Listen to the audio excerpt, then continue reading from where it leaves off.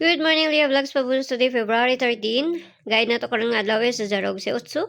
Pwede na 0, pwede na 8, pwede ninyo ban kayo sa mag-uban po na sila, no? So, tanaw na po na to ni unsa na po yung maayo na to ani karon nga adlaw. So, mamasin sa tani. Ay mo kalimot sa bisper nito gahapon nga si 95 kay basi mamasin to niya, no?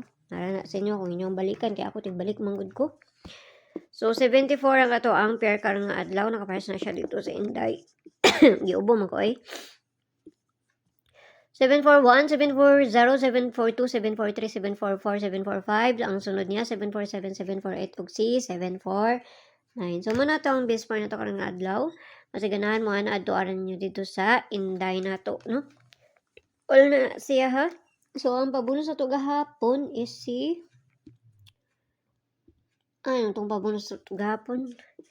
484, no? Ano itong pabunus gahapon or si 784. 784 ba? So, timing po na sa so, ang base pair na to karon nga adlaw. So, atang tagpabunus ay kay giubo na ko eh. Na.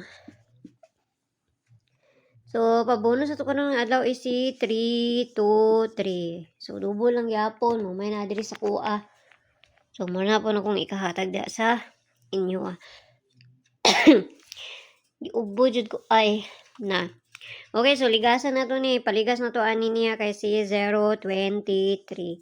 So, kana lang ha. Ayaw kayo mo pagpalabi. Ginagmay lang no. Kay mura may na-address sa ako. Ambiyang tanan. Nung may buntag da sa inyo ha. O kana lang. Kana lang. Kay mura joy na-address sa ako.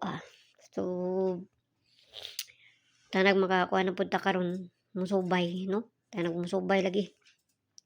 Hindi ka ni musubay. Watch tayo mahimo, ana. Bye-bye.